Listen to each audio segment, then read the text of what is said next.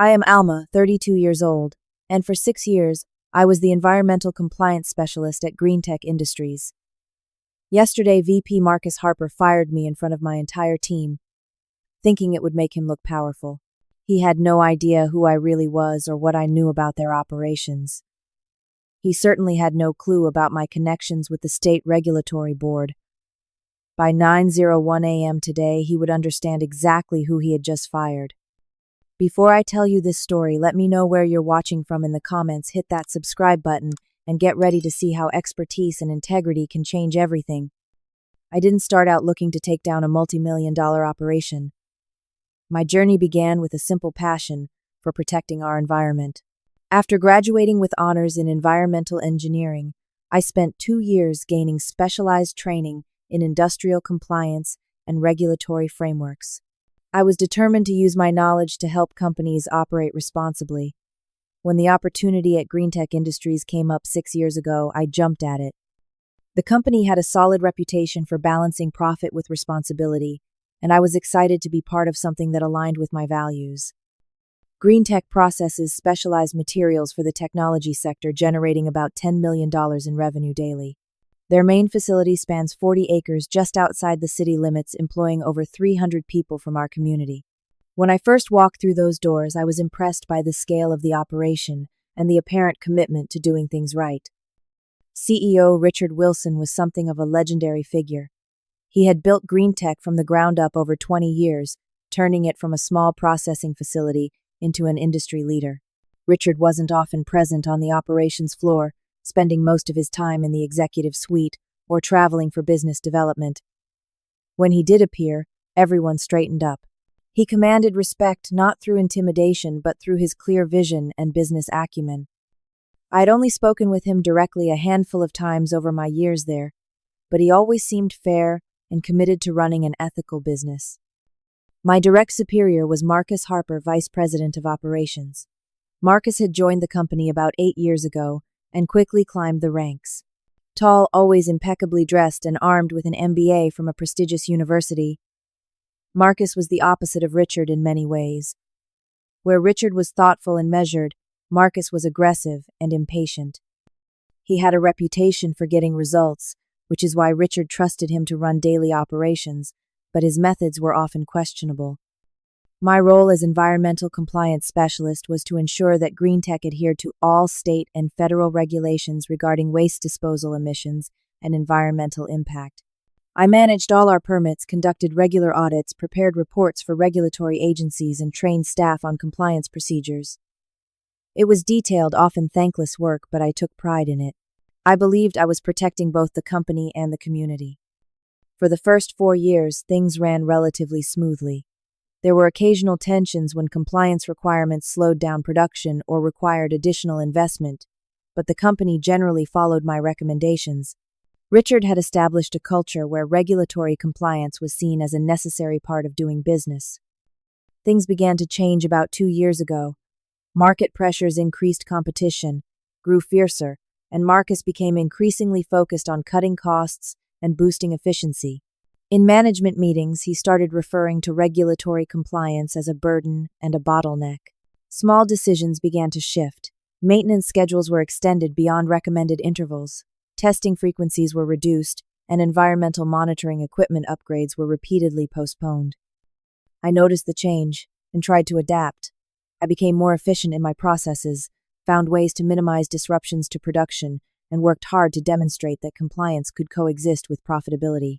But as the months went by, Marcus pushed harder. He began questioning my recommendations openly in meetings, suggesting that I was being overly cautious and that other companies in our industry were more flexible in their interpretations of regulations. The pressure to compromise grew. Marcus installed one of his allies, Bradley Thompson, as my direct supervisor, creating another layer between me and the decision-makers. Bradley made it clear that my job was to find ways to say yes, rather than to identify potential violations. The message was unmistakable.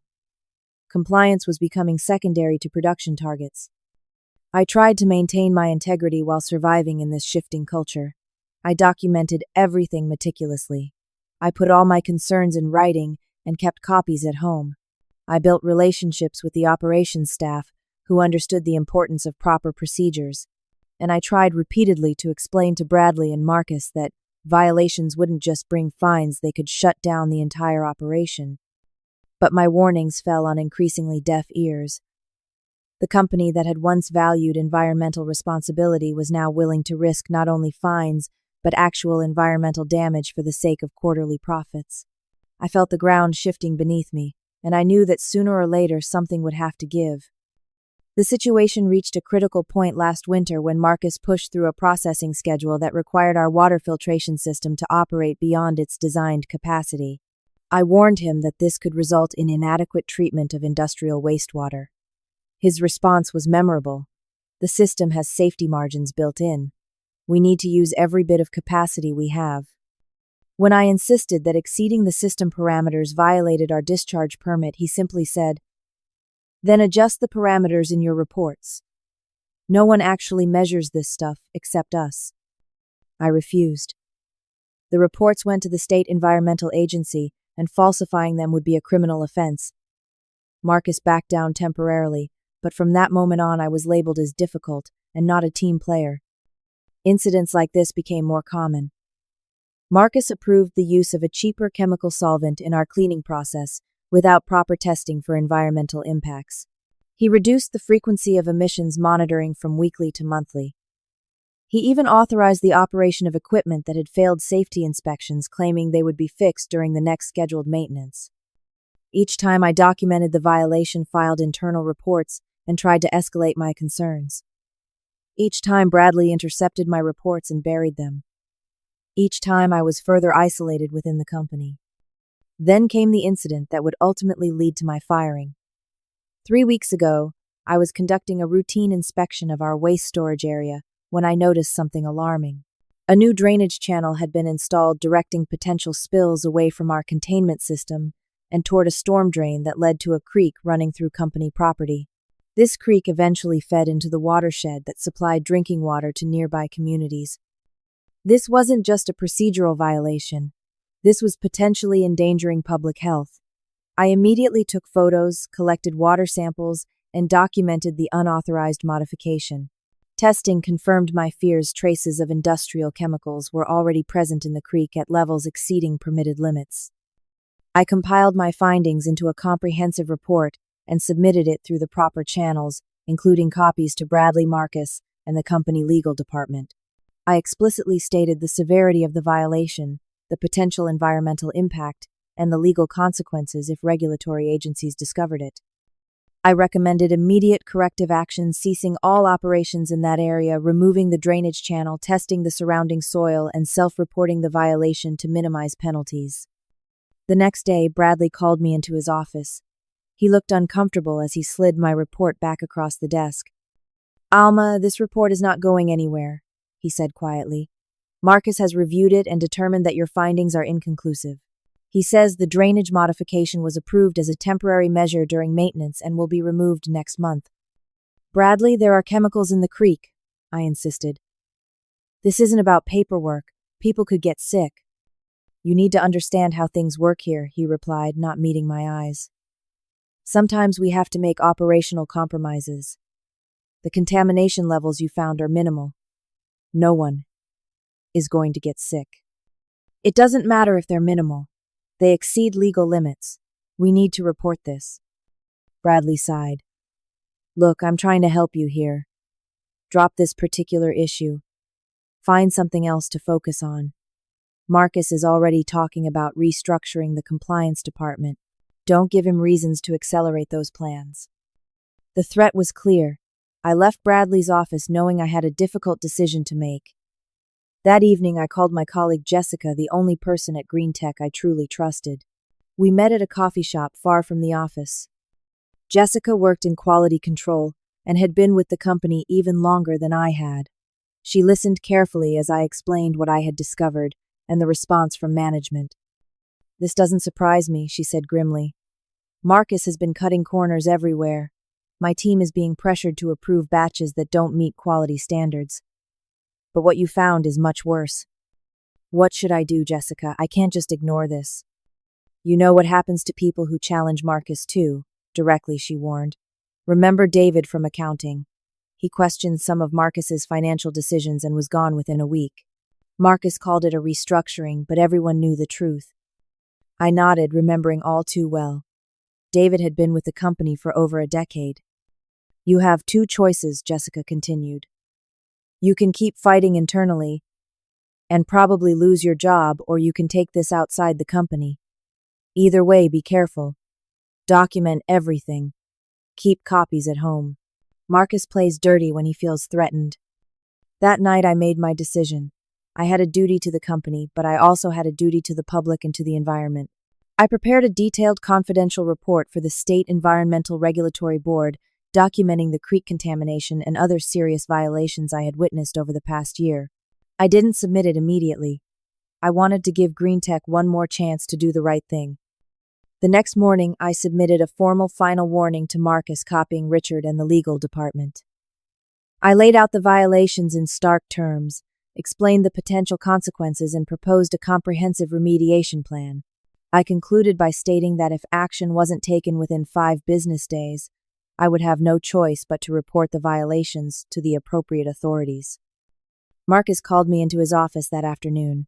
Unlike Bradley, he made no attempt to appear uncomfortable or apologetic. He was furious. "Who do you think you are?"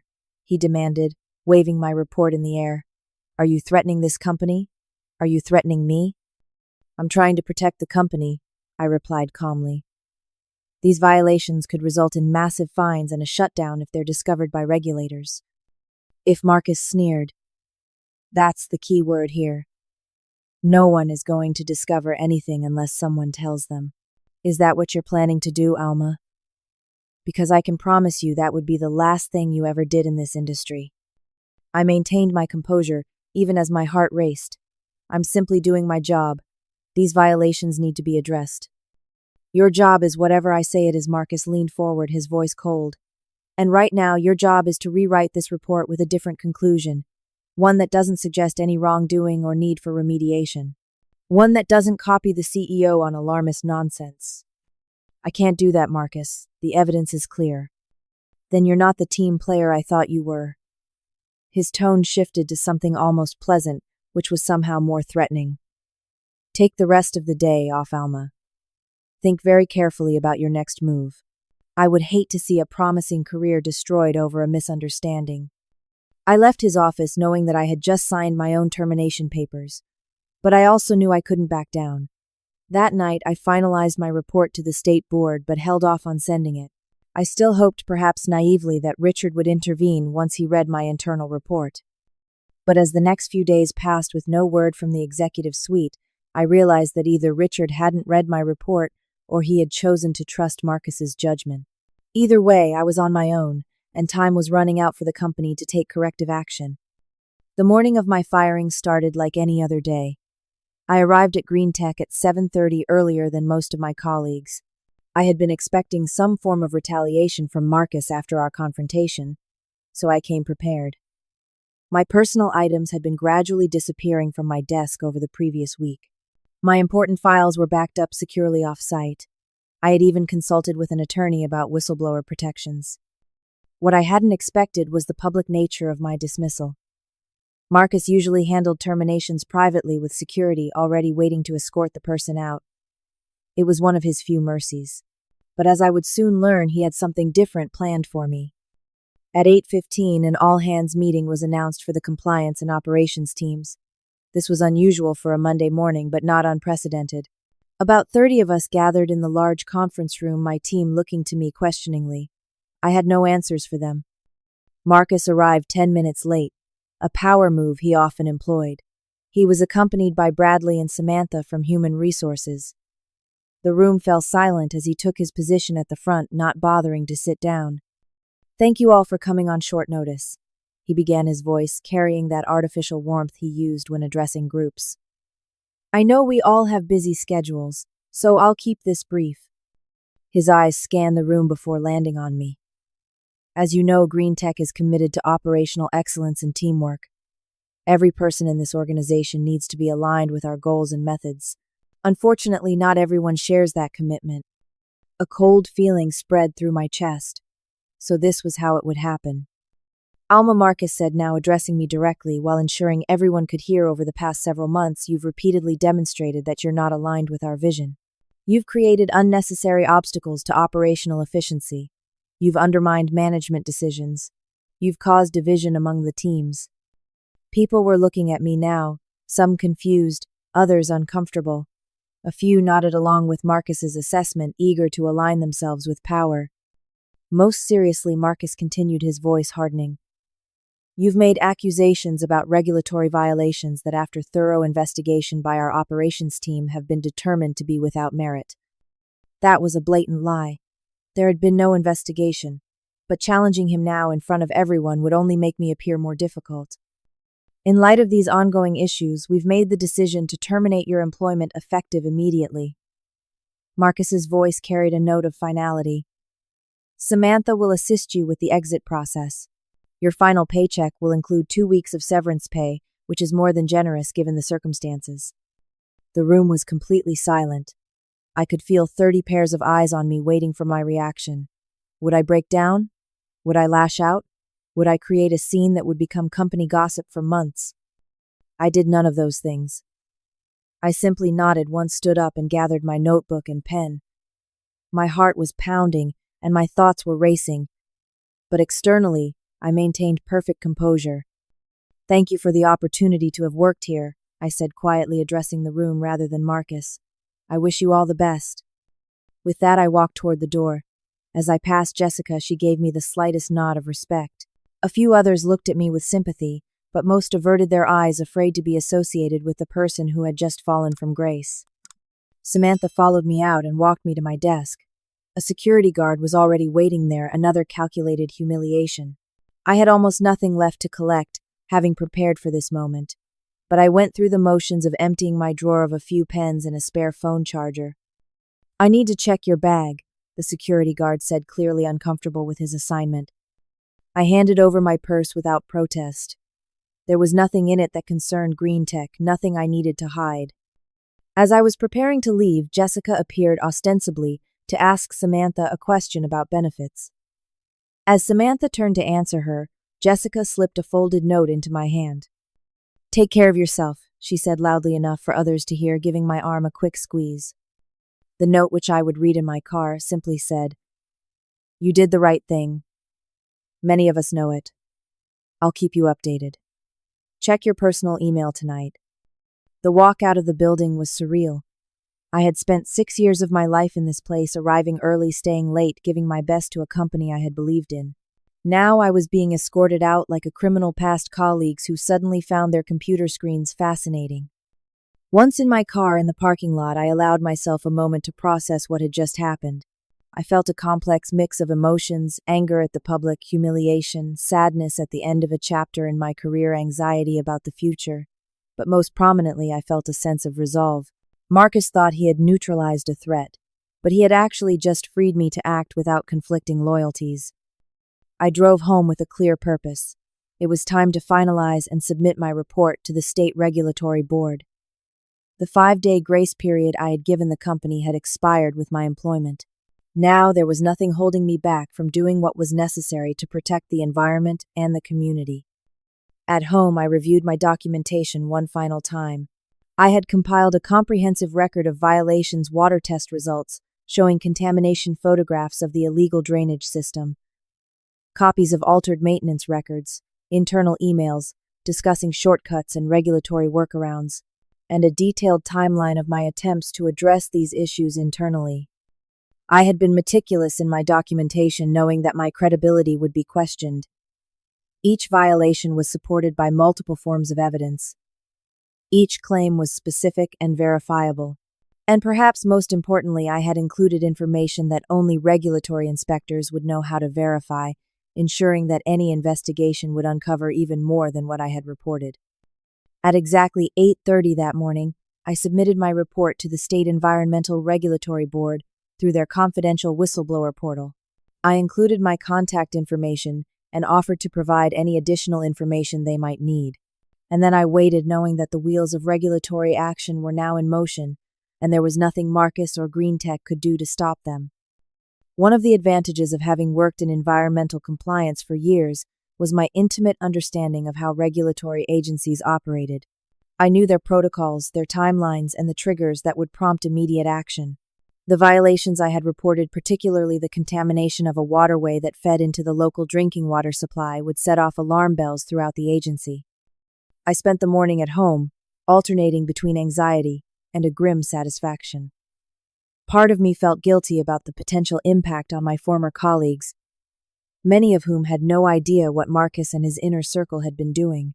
300 jobs could be affected if the facility was shut down. But I reminded myself that I had tried every internal channel before taking this step.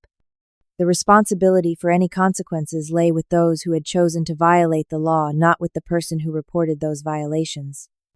At 9:15, my phone rang. The caller ID showed a number from the state capitol. Alma Reynolds speaking, I answered, trying to keep my voice steady. Miss Reynolds, this is Director Franklin from the State Environmental Protection Board. We've received your report regarding green tech industries and are treating it as a high priority matter. I wanted to personally thank you for bringing these issues to our attention. Thank you, Director. I felt I had no choice after exhausting all internal remedies. I understand you were terminated this morning, he said. Our legal department will want to speak with you about that. There are whistleblower protections that may apply in your case. I expected the termination, I replied. My concern is stopping the environmental violations before they cause further harm. We share that concern. In fact, I've already dispatched an emergency response team to the facility. They should be arriving right about now with a stop work order. Given the nature of the violations you've reported, particularly the waterway contamination, we cannot allow operations to continue until a full investigation is completed. I felt a wave of vindication wash over me. A complete shutdown. Yes. Section 23 of the State Environmental Code gives us the authority to halt any industrial operation that poses an imminent threat to public health or the environment. Based on your documentation, green tech clearly meets that threshold. He paused. Miss Reynolds, I must ask, why didn't you come to us sooner? The question stung, but it was fair. I believed in the company, I answered honestly. I kept thinking I could solve the problems internally. I was naive. Well, you've done the right thing now. Our team will need to interview you in detail. But your documentation is exceptionally thorough. You've potentially prevented a significant environmental disaster. After hanging up, I received a text from Jessica. Emergency lockdown announced. State inspectors in the building. Marcus is freaking out. What did you do? I smiled slightly but didn't respond immediately. Jessica was smart enough to understand what had happened, and I didn't want to put her in a difficult position by sharing too much information. From Jessica's subsequent texts, I pieced together what was happening at GreenTech. At precisely 9:01 that morning, a team of state environmental inspectors had arrived at the facility with a stop work order. Production lines were immediately halted. Employees were told to secure their stations and gather in the cafeteria. The inspectors, accompanied by uniformed officers, proceeded to secure evidence and seal off certain areas of the facility, including the waste storage area I had photographed. Marcus apparently tried to intervene, demanding to see warrants and threatening to call the company attorneys. The lead inspector calmly informed him that they had all the necessary legal authority and that interference could result in criminal charges. When Marcus attempted to have certain employees escort inspectors only to approved areas, the inspector made it clear that they had the right to access the entire facility and would determine their own inspection route. The most satisfying moment, according to Jessica, came when CEO Richard Wilson arrived, having been called in from an off-site meeting. He demanded to know what was happening, and when told about the stop work order and the alleged violations, his face reportedly went white. Who filed the complaint? He asked the lead inspector. We cannot disclose the source, the inspector replied. But I understand a former employee was terminated this morning. Richard turned to Marcus. Who did we fire today? Just Alma from compliance, Marcus said dismissively. She was becoming a problem. Richard stared at him. You fired our head of environmental compliance the same day. State inspectors show up with a stop work order for environmental violations. Jessica reported that Richard then pulled Marcus aside, and though she couldn't hear the exact words, The CEO's expression and Marcus's defensive posture told the story. Richard then asked loud enough for several people to hear, "Who the hell did we just fire?" By noon, the gravity of the situation was becoming clear to everyone at GreenTech. The inspectors had found the illegal drainage system exactly where I had documented it. They had taken water samples from the creek. They had discovered areas where hazardous materials were being stored improperly, and they had requested copies of records that had been falsified under Marcus's direction. The financial implications were immediate and severe. GreenTech's daily revenue of $10 million had come to a complete halt. Contracts would be missed. Clients would need to be notified. The company's reputation would suffer. And this was just the beginning. Fines for the violations I had documented could potentially run into the millions, not to mention the cost of proper remediation and the legal expenses that would follow. Jessica's final text of the day read emergency board meeting called for 4 p.m. Marcus spent an hour alone with Richard. He came out looking like a ghost. No one's been told when we can reopen. People are worried about their jobs. Everyone's asking questions about why you were fired. I felt a complex mix of emotions. Satisfaction that the truth was coming to light. Concern for my former colleagues. And a strange sense of peace knowing I had done the right thing despite the personal cost. The day after the shutdown, the fallout began in earnest. Local news stations ran stories about the state's action against GreenTech, initially reporting only that alleged environmental violations had led to a stop work order. By midday, more details emerged as reporters dug deeper, and some of my former colleagues spoke anonymously to the press. Jessica kept me updated through text messages and emails. The mood at GreenTech was tense and uncertain. Non-essential personnel had been told to stay home until further notice, while key staff were required to cooperate with state inspectors. Marcus was conspicuously absent, supposedly in strategic meetings to address the crisis. Richard called an all-staff meeting this morning, Jessica wrote. He actually apologized for the situation and promised transparency going forward. He said the company would take full responsibility for any violations and would compensate any employees for lost wages during the shutdown. Very different tone from what we're used to. I wondered if Richard had truly been in the dark about what Marcus had been doing, or if he had simply chosen not to look too closely at how his VP of operations achieved such impressive profit margins. My phone had been buzzing with notifications since early morning. Several were from Bradley, my former supervisor, first apologetic, then increasingly desperate. "Alma, I hope you understand I was just following directives. Please call me back. The state inspectors are asking questions I can't answer. I never agreed with how Marcus handled the compliance issues. You have to believe that." I ignored them all. Bradley had had plenty of opportunities to do the right thing. The most surprising messages came from Marcus himself. The first was a voicemail left at 6:30 in the morning, his voice controlled but with an underlying panic. "Alma, this is Marcus Harper. I think we've had a serious misunderstanding.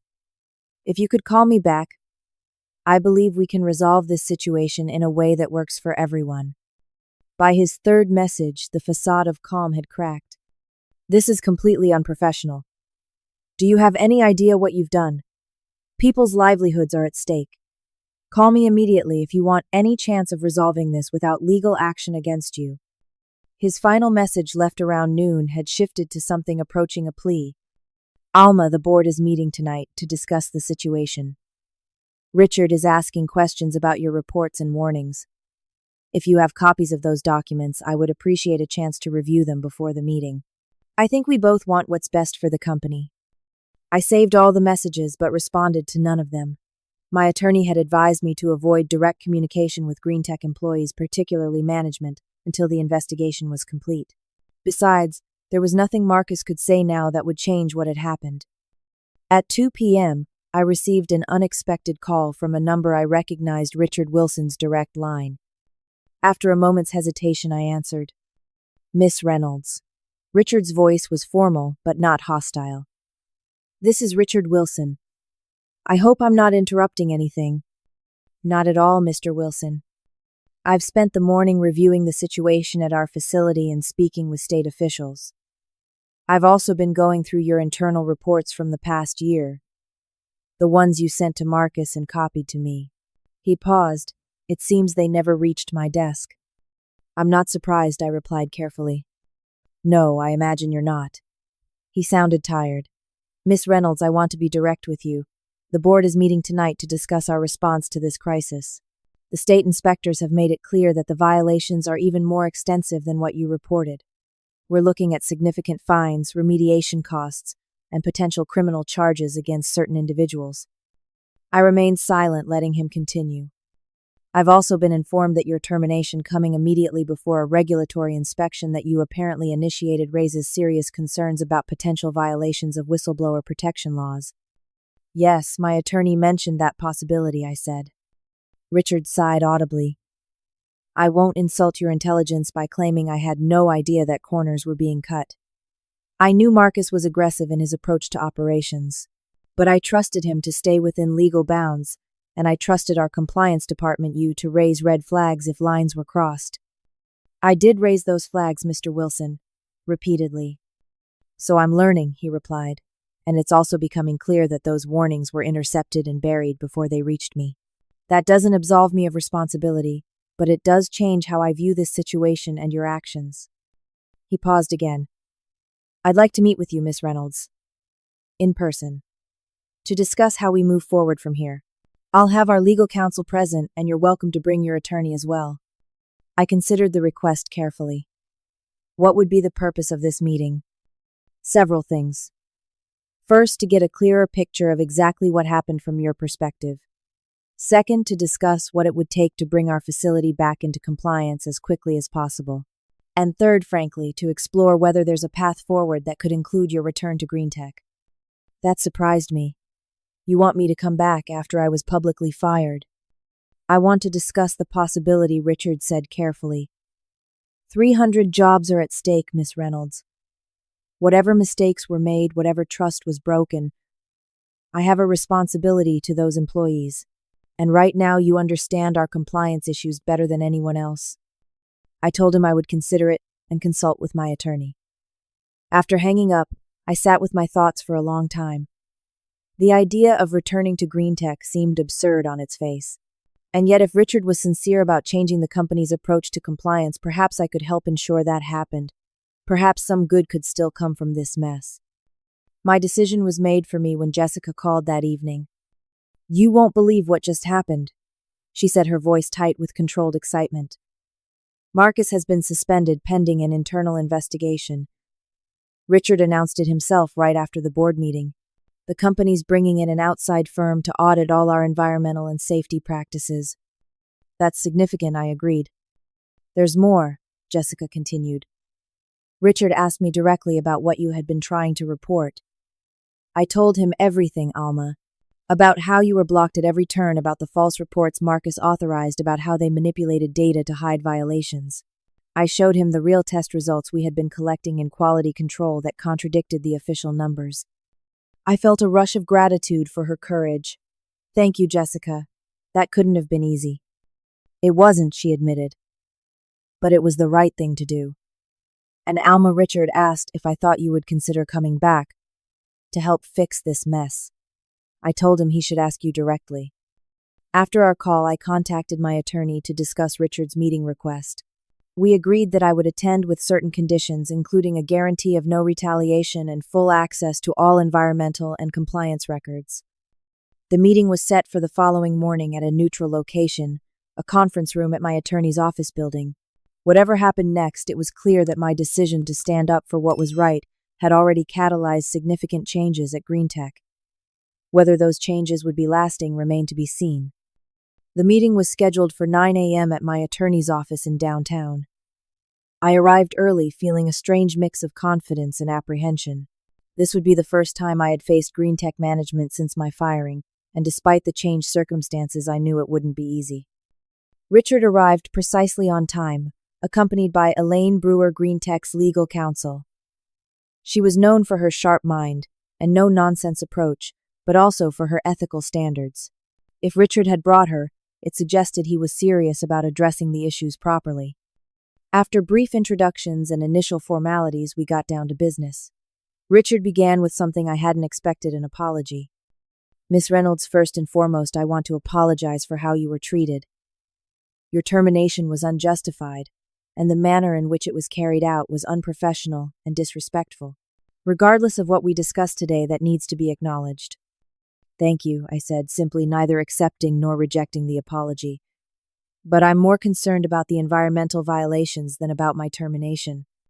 Richard nodded. As you should be. That's why we're here. He placed a folder on the table. This contains the preliminary findings from the state inspectors. They've identified 17 distinct violations, most of which match what you had documented. The creek contamination is their primary concern, and they've already expanded testing to the municipal water supply as a precaution. I opened the folder and scanned the document. The violations were categorized by severity, with the unauthorized drainage system and resulting contamination at the top of the list. What the inspectors found actually goes beyond what I had documented, I noted, reading further. These chemical storage violations in the North Building weren't on my radar. Yes, that area was apparently restricted, even from compliance personnel, Richard said grimly. That was a direct order from Marcus, which should have been a red flag to me. The inspectors found improperly stored solvents that could have caused a significant fire hazard. My attorney James Bennett interjected. Mr. Wilson, while we appreciate your transparency, could you clarify the purpose of sharing these findings with my client? She's no longer an employee of GreenTech, and these violations occurred under your company's management. Richard looked directly at me. Because I want to offer Miss Reynolds her job back, but not her old position. I want to create a new role, Director of Environmental Compliance, reporting directly to me and the board, with the authority to halt any operation that violates regulations regardless of the financial impact. I raised my eyebrows, genuinely surprised by the offer. And what makes you think I would want to return to GreenTech after what happened? I don't know that you would, Richard admitted. But I do know that you care deeply about environmental protection. That's evident from your actions. And right now you have the opportunity to ensure that GreenTech becomes a model of compliance rather than a cautionary tale. Before I could respond, the door to the conference room burst open. Marcus Harper stood in the doorway, his normally impeccable appearance notably disheveled, his face flushed with anger. Is this where the secret meeting is happening? He demanded, stepping inside despite the protests of a flustered receptionist behind him. Making deals behind my back, Richard, while I'm suspended and taking the fall for business decisions that you approved. Richard stood up slowly. Marcus, you were not invited to this meeting, and I approved operational targets, not violations of environmental law. It's all the same thing, Marcus snapped, his voice rising. You can't run an operation of our scale and hit those targets without some flexibility in how you interpret regulations. Everyone in the industry does it. We just had the bad luck to hire an environmental extremist who couldn't see the bigger picture. He gestured dismissively toward me. The bigger picture, I said calmly, includes not poisoning the community's water supply. Marcus turned his glare on me. You had to be the hero, didn't you? 6 years with the company meant nothing when you saw the chance to make yourself important by bringing in the regulators. I tried to address these issues internally for over a year. I replied, maintaining my composure. You blocked every attempt because your so-called issues were overblown. A little drainage runoff, some adjusted testing schedules, completely standard practices that you turned into federal cases. Richard's voice cut through the tension. Except they were federal cases, Marcus. Or at least state ones. The violations you dismissed as minor could cost the company tens of millions in fines and remediation. They've already cost us days of production and immeasurable damage to our reputation. Elaine Brewer, who had been silently observing, finally spoke. Mr. Harper, I must advise you that this conversation is potentially creating additional legal liability for both you and the company. I strongly suggest you leave now and wait for the board to complete its internal investigation. Marcus ignored her, his focus still on me. You were just a compliance person. A box checker. Your job was to help us navigate regulations, not enforce them like some crusading environmental police. You were supposed to find solutions, not create problems. My job was to ensure GreenTech operated within the law, I said. That's exactly what I tried to do. And now what Marcus demanded. You think you can just walk back in after what you've done? become some kind of compliance czar. The board won't stand for it. I still have allies there. Richard stepped between us. Actually, Marcus, the board has unanimously approved the creation of the new director position I just described to Miss Reynolds along with your suspension. They've also authorized full cooperation with the state investigation wherever it leads, including potential criminal charges for falsifying environmental reports. Marcus paled visibly. Criminal charges for standard business practices. This is absurd. Richard, we've worked together for 8 years. You know how this industry operates. I thought I did, Richard replied coldly. What I'm learning now is that under your direction we've been operating like a company with no concern for regulations, community safety, or basic ethics. That ends today. Marcus looked from Richard to me, and then to the attorneys. Whatever he saw in our expressions seemed to finally penetrate his righteous indignation. For the first time I saw fear in his eyes. This isn't over, he said, but the threat sounded hollow. Without another word, he turned and walked out.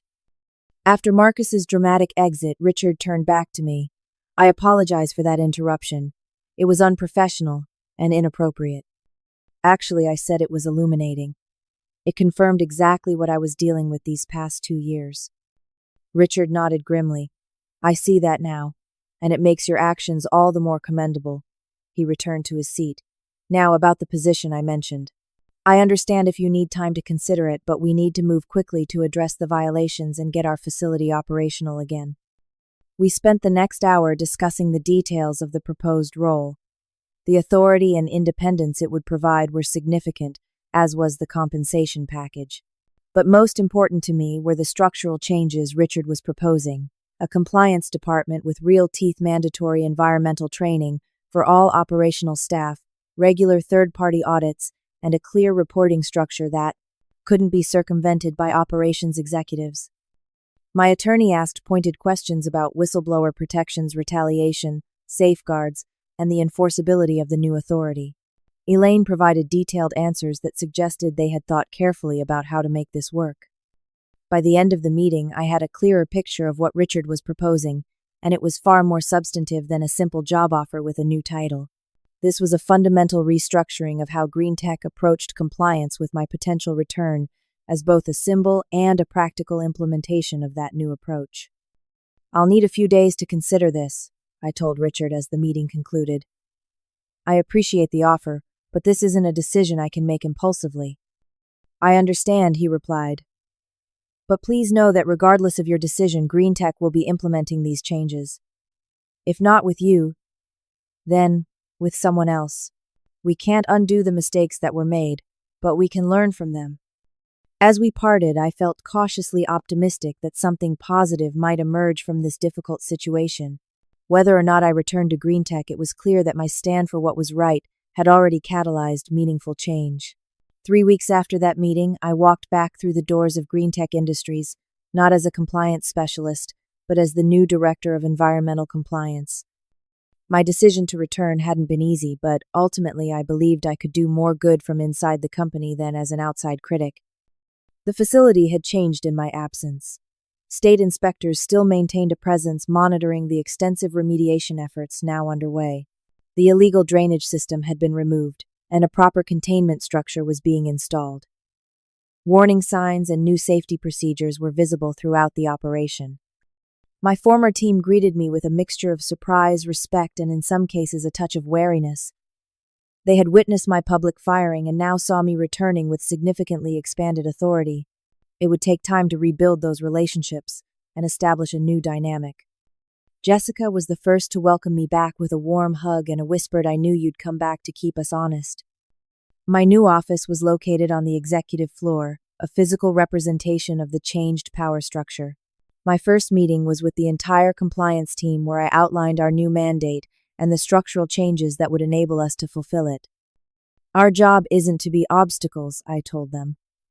It's to ensure that Green Tech operates successfully within the boundaries of the law and ethical practice.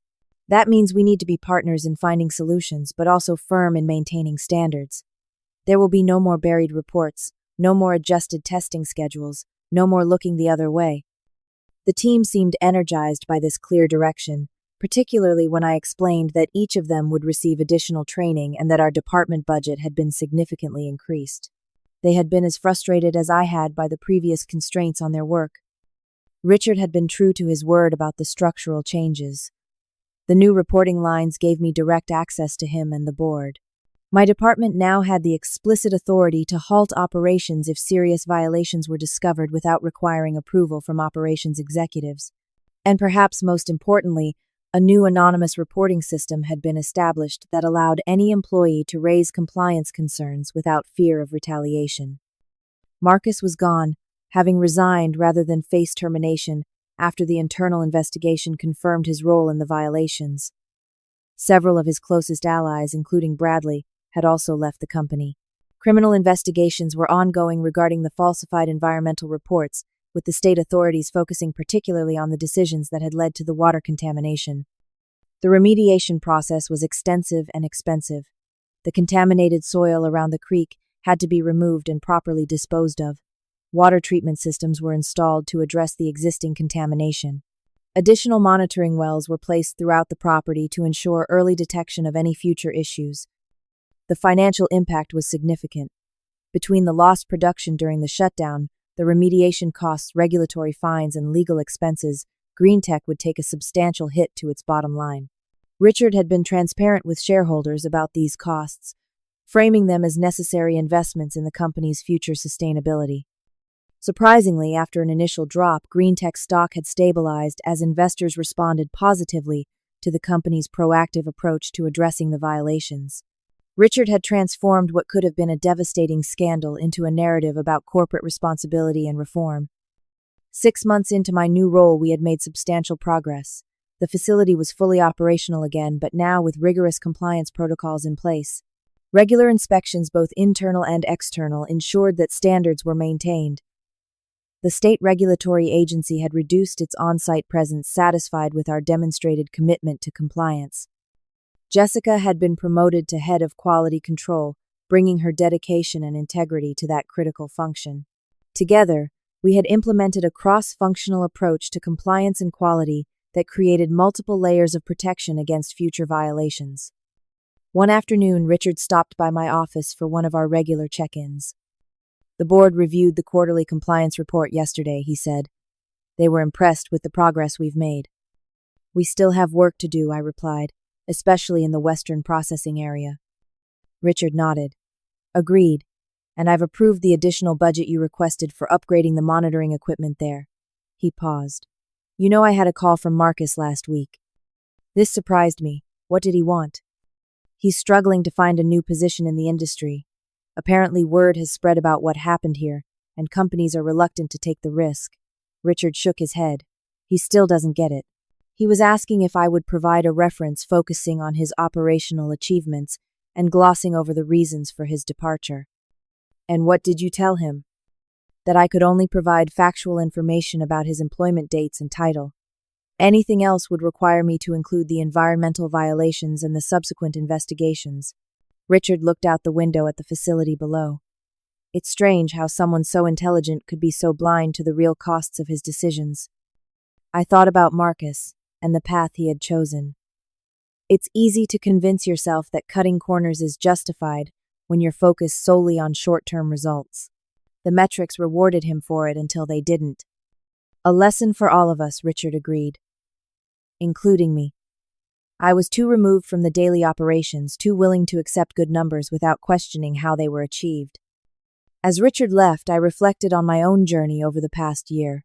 The public firing that had seemed like an ending had actually been the beginning of something important.